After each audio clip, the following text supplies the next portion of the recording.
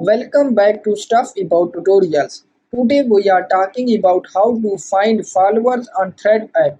Why would you want to know how to find followers on Thread app?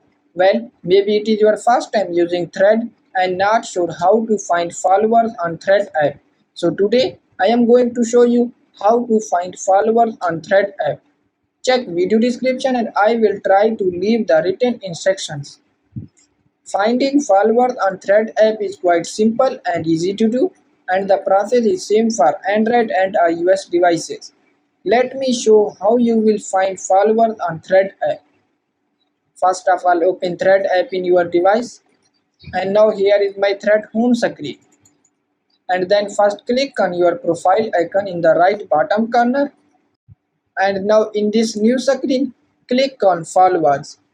And now here is my Thread follower. Now you can also follow them back or leave them.